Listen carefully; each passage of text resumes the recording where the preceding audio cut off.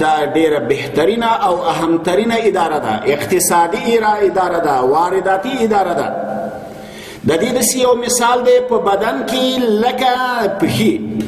که چېرته د انسان بدن کې پښې روغې وي نو دوی خپل هدفونو ته ډېر زر رسیدګي کولی شي، دوی ډېر زر هغه مطلوب ته رسېدلی شي. خو که کله د کوم انسان پښې نه وي نو دی هغه مطلوب ته زر رسیدګي نشي کولی، بلکې که رسیدګي کوي د بل په مټه او د بل په همکاري باندې به هغه ته رسیږي. خو کله چې یو انسان د بل په غاړه باندې واچول شي، کله چې یو انسان د بل نه همکاري غواړي نو یو څه به د هغه هم معاملات مني او د هغه سره به یو څه تفاهم کوي، یو څه شرکت به د بعضې کارونه ورسره کوي، یو څه به د خپلو نه تېرېږي، یو څه به د هغه راخلي او د هغه به کوي. داسې امکان نه لري.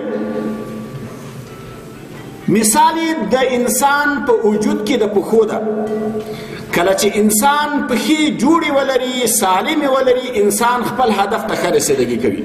همدغه رقم هر نظام چې کله وارداتي ادارې سالمې وي، محفوظې وي، فعالې وي او خدمتونه خلکو ته پیش کوي او بیا په مقابل کې اسلامي نظام ته فایدې ورکوي، نو اسلامي نظام به په خپلو پښو ولاړي او هدف ته به سم ځان رسوي، هیڅ مشکلات به ورسره نه وي او هیڅ چا ته به احتیاجي نه لري.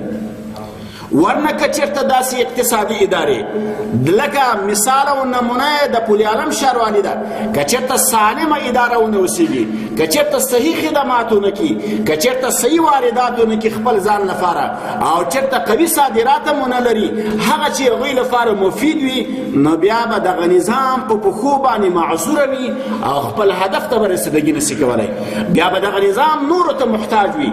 موږ تاسې تېر نظامونه ولیدل، کله چې په افغانستان کې جمهوری یا کاپیټالیزم په عنوان کې لاندې نظامونه، جمهوریت او فلان نظامونه هغه چې موږ لرو، هغوی ته چې موږ کتله نو هغوی په نورو باندې اتکا او تکیه وه.